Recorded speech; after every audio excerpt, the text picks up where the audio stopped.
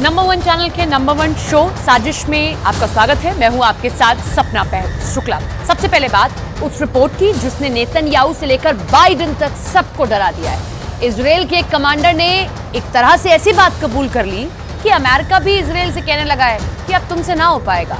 Hamas के खिलाफ Israel का ग्राउंड ऑपरेशन अब बुरी तरह फंसता नजर आ रहा है।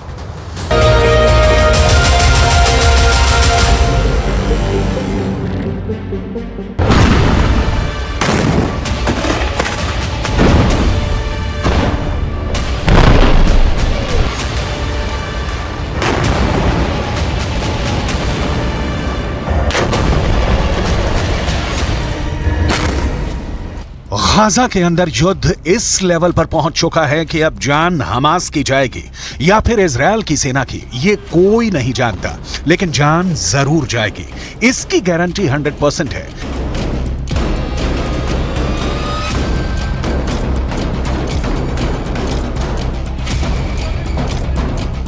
ये गाजा में क्लोज क्वार्टर बैटल का वीडियो है, यानी कमरों में लड़ा जाने वाला बहुत करीबी युद्ध।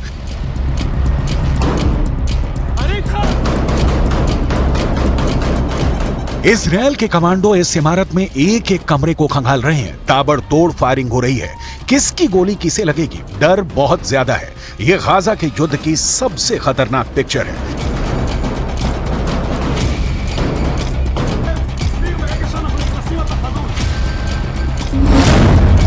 लेकिन इस बीच एक बड़ी रिपोर्ट आई है जिसके मुताबिक गाजा में युद्ध अगले 2 महीने तक खत्म नहीं होने वाला, यानी जनवरी और फरवरी के बाद हमास मार्च में भी जिंदा रहेगा। इस बार की पूरी गारंटी दी जा रही है। यह रिपोर्ट इजराइल की सेना के ही एक अधिकारी ने दी है। सवाल है कि 5 महीने युद्ध चला तो क्या हमास बचेगा या इजराइल? इजराइल की सेना को दक्षिण में सिर्फ खान यूनुस इलाके में अपना ऑपरेशन पूरा करने में 4 हफ्तों का वक्त लग सकता है, यानी 1 महीना या कहें पूरा दिसंबर और जनवरी इजराइल की सेना खान यूनुस में लड़ती रहेगी। इसके बाद हमास के खिलाफ पहली स्टेज का युद्ध लड़ने में 1 महीने का वक्त और लगेगा, यानी फरवरी के बाद मार्च में भी युद्ध जारी रहेगा। इजराइल और पश्चिमी देशों की मीडिया को यह बात इजरायली सेना के एक बड़े अधिकारी ने बताई है। उत्तरी गाजा पर कब्जा करने के बावजूद इजराइल की सेना को गलियों में युद्ध लड़ना पड़ रहा है। अब दक्षिण में खान यूनुस की गलियों में जंग जारी है और यहां का युद्ध तो और भी खतरनाक बताया जा रहा है।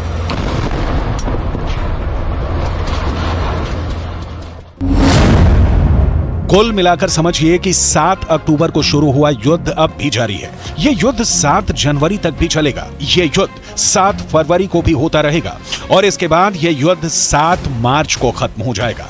इसकी कोई गारंटी नहीं है, यानी इजराइल और हमास की जंग 5 महीनों से आगे जाएगी। अब इजराइल की सेना के अधिकारी ये बात बता रहे हैं।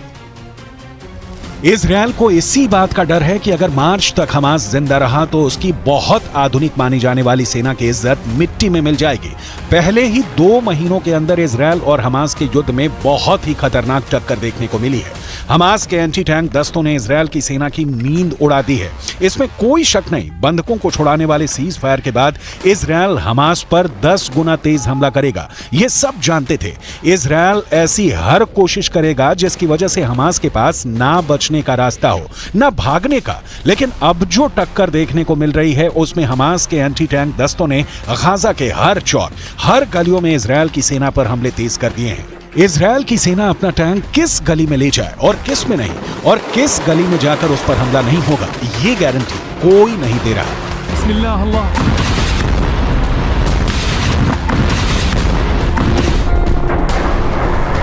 हमास की एक बॉडी कैमरा फुटेज इजराइल को मिली है और इसमें हमास के एंटी टैंक दस्तों को बिल्डिंग में छिपे हुए देखा जा सकता है। जिस जगह पर यह दस्ता छुपकर इजराइल पर हमले की फिराक में था, वहीं पर इजराइल ने हवाई हमला कर डाला। जाहिर है ऐसे धमाके में कोई जिंदा नहीं बचा होगा। वैसे गाजा की गलियों में युद्ध के दौरान हमास ने भी बड़े बड़े दावे किए हैं। हमास का दावा है कि उसने इजराइल के 180 टैंक और बख्तरबंद गाड़ियों को हमले में फोड़ दिया है। गाजा से लगातार ऐसी तस्वीरें आई हैं जिसमें इजरायली टैंक पर घात लगाकर हमले किए गए। इजराइल ने खुद माना है कि अब तक ग्राउंड ऑपरेशन में उसके 70 से ज्यादा सैनिक मारे जा चुके हैं, 250 से ज्यादा सैनिक जख्मी हुए हैं। लिहाजा हमास के खिलाफ जो ताकत इजरायल को माना जाता है उसके मुताबिक नतीजे तो इजरायल को भी नहीं मिले हैं। हालांकि नेतन्याहू के सामने अपनी छवि को बनाए रखना बड़ा चैलेंज बन चुका है और गाजा पहुंचकर उनकी पहली कोशिश इसी तरफ नजर आती है। अब जैसा युद्ध चल रहा है उसे देखकर लगता है कि इजरायल को बाकी बंधकों को लेकर ज्यादा फिक्र नहीं है। ऐसे में आगे की लड़ाई और भी खतरनाक होगी। अब इजरायल के ऊपर बंधकों वाला प्रेशर भी पहले के मुकाबले काफी कम देखा जा रहा है। इसलिए इजरायल का पूरा फोकस अब हमास को खत्म करने पर है। 2 महीनों के युद्ध के बाद इजरायल की सेना ने जो टारगेट तय किए उसमें से कितने पूरे हुए, इस पर नेतन्याहू की पैनी नजर है। 2 महीने के युद्ध के बाद इजरायल को क्या हासिल हुआ? गाजा पूरी तरह तबाह हो चुका है। 18,000 लोग इजरायल की बमबारी में मर चुके हैं, लेकिन इजरायल पर रॉकेट अब भी दागे जा रहे हैं। गाजा पर हमास का कंट्रोल बाकी है। हिजबुल्लाह के साथ इजरायल का उत्तरी बॉर्डर यानी लेबनान का फ्रंट अब भी एक्टिव है। अमेरिका इजरायल की मदद कर रहा है, लेकिन सीधा इस युद्ध में शामिल नहीं होना चाहता क्योंकि वो यूक्रेन में भी एक्टिव है। ईरान के समर्थन वाले मिलिशिया इस वक्त इजरायल और अमेरिका दोनों पर हमले कर रहे हैं और इन सबके बीच हमास अब भी जिंदा है, यानी जिसे इजरायल पूरी तरह से खत्म करना चाहता है वो अब भी इजरायल से लड़ रहा है।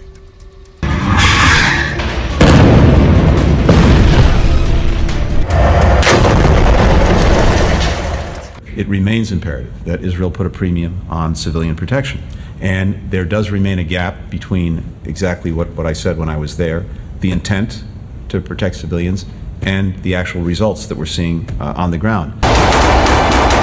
इजरायल की सेना दावा कर रही है कि वो गाजा में हमास को चारों तरफ से घेर रही है, इसलिए ऑपरेशन में वक्त लग रहा है। लेकिन गाजा से कुछ वीडियो ऐसे भी आए हैं जैसे लगता है कि इजरायल की सेना गाजा में बुरी तरह से घिर चुकी है। ये वीडियो हमास के टनल वाले दस्ते ने तैयार किया है, जहां इजरायल की सेना ने कैंप लगाया हुआ है। वहां हमास के लड़ाकू दस्ते चुपके से जमीन से निकलकर उन पर नजर रख रहे हैं। ये इजरायल को डराने वाला वीडियो है। हमास की नजर इजरायल के एक एक फौजी पर है। इजरायल को टक्कर देने के लिए हमास ने एक नया वीडियो रिलीज किया है। यहां हमास के रॉकेट दस्तों ने अपने ठिकानों को उजागर करके दिखाया है कि उसके पास इजरायल पर हमले के लिए कौन सा नया हथियार है। ये M19 रॉकेट है जिसकी रेंज करीब 100 किलोमीटर है। हमास ने कहा है कि वो इस रॉकेट से अब इजरायल की राजधानी तेल अवीव पर हमला करेगा। ये रॉकेट और इसको दागने वाला मल्टी लॉन्चर ये गाजा का ही कोई हिस्सा है। सवाल है कि क्या ये जगह अब तक इजरायल और अमेरिका की सैटेलाइट की नजर में नहीं आई, ना ही इजरायल और अमेरिका के ड्रोन इसे देख पाए। मुमकिन है ये पुराना वीडियो है और अब हमास ने इसे जारी करके सिर्फ इजरायल में डर पैदा करने की कोशिश की है।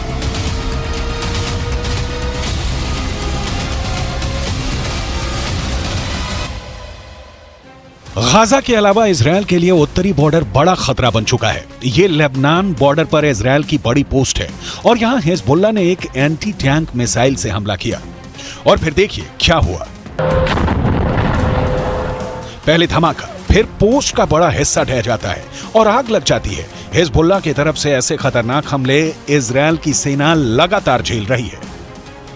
जब इसके बारे में नेतन्याहू से पूछा गया तो उनका जवाब भी गौर करने वाला है। सैनिकों के बीच इस तरह के सवालों का जवाब कैसे देना है, नेतन्याहू बहुत अच्छी तरह से जानते हैं। כי אם חיזבאללה יבחר לפתוח במלחמה כוללת, אז הוא במו ידיו יהפוך את ביירות ואת דרום לבנון, לא רחוק מכאן, לעזה ולח'אן יונס. हिजबुल्लाह हो, हूथी हो या फिर हमास, इजरायल के लिए खतरा साफ है और बहुत बड़ा है। हमास अगर मार्च तक जिंदा रहा तो ये युद्ध पलट सकता है। ये बात नेतन्याहू भी जानते हैं। उनके सामने दबाव बहुत ज्यादा है कि युद्ध को जल्दी से जल्दी खत्म किया जाए, जल्दी से जल्दी बंधकों को छुड़ाया जाए और जल्दी से जल्दी हमास को खत्म करने का ऐलान किया जाए। अगर वो ऐसा नहीं कर पाए तो ना सिर्फ दुनिया में बल्कि घरेलू मोर्चे पर भी उनकी बहुत ज्यादा बेइज्जती हो जाएगी।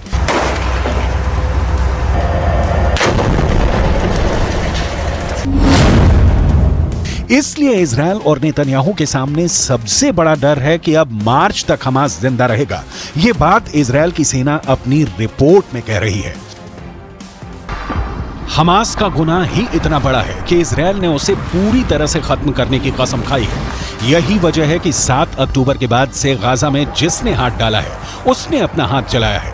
गाजा जलता हुआ कुआं बन चुका है, जो गिरेगा खत्म हो जाएगा, क्योंकि इजरायल को जिसने भी अब तक रोकने की कोशिश की उसको नेतन्याहू ने सिर्फ एक जवाब दिया, जब तक हमास खत्म नहीं हो जाता तब तक युद्ध जारी रहेगा। बंधकों को छुड़ाने के लिए सीज फायर तो कर दिया गया, लेकिन एक बात साफ है कि अब तक इजरायल के सामने सब फेल हो चुके हैं। इजरायल के आगे ईरान फेल हो चुका है, इजरायल के आगे हमास से लेकर हिजबुल्ला और यमन के हूथी भी नाकाम रहे हैं। इजरायल के सामने सऊदी अरब और बाकी अरब देशों की जुबान पर ताला लगा है।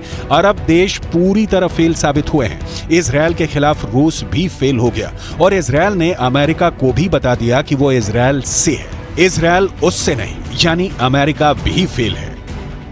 नेतन्याहू अब कोई बात बर्दाश्त नहीं करेंगे। वो बैकफुट पर नहीं, फ्रंट फुट पर तबाही मचाएंगे। उन्होंने अमेरिका को भी इस बात का एहसास दिला दिया है।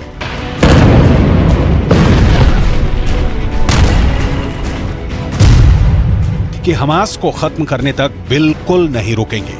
हमास की मौत 100% पक्की है, ये नेतन्याहू की गारंटी है। उत्तरी गाजा के अस्पताल इजरायली बमबारी के सबूत बने तो दक्षिण में खान यूनिस के रिहायशी इलाके इस बमबारी के सबूत बन रहे हैं। यहां बम गिरा तो 10 लोग फौरन मारे गए, कई घायल हो गए। तबाही की ऐसी तस्वीरें हर जगह दिखी। गाजा में बमबारी रोके, इसके लिए इजरायल पर दबाव डाला जा रहा है, लेकिन उसका असर शून्य है। इजरायल को अमेरिका से मिल रही मदद इसका सबसे बड़ा सबूत है, जो फिर से सीज फायर की कोशिश के आगे दीवार बन चुका है। अमेरिका ऐसी बमबारी रोकने के लिए संयुक्त राष्ट्र सुरक्षा परिषद में आए प्रस्ताव के खिलाफ वीटो कर चुका है।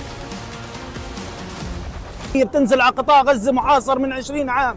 هذه الأسلحة وهذه الصواريخ كلها صنعت في أمريكا وفي دول العالم الغربية، ويدعم إسرائيل من أجل القضاء على الشباب والأطفال والنساء والشيوخ.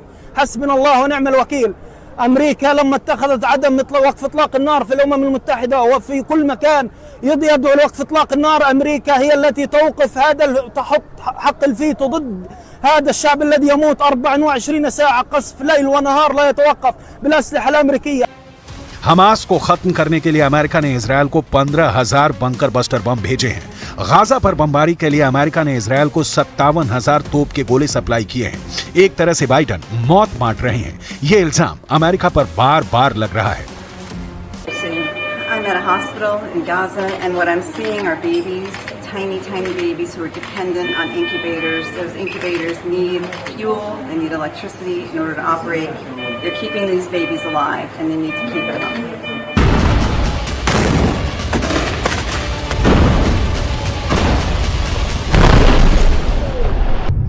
अमेरिका एक तरफ कह रहा है कि युद्ध जल्दी खत्म हो, दूसरी तरफ वो ये भी नहीं चाहता कि सीज फायर हो। अमेरिका इजरायल को लगातार बम भेज रहा है और इजरायल गाजा पर लगातार बमबारी भी कर रहा है, लेकिन 2 महीनों के बाद भी ये युद्ध जारी है और हमास जिंदा है। सवाल है कि क्या हमास के पास इतनी बड़ी ताकत है और क्या इजरायल इतना कमजोर है कि वो मार्च तक हमास को खत्म नहीं कर पाएगा?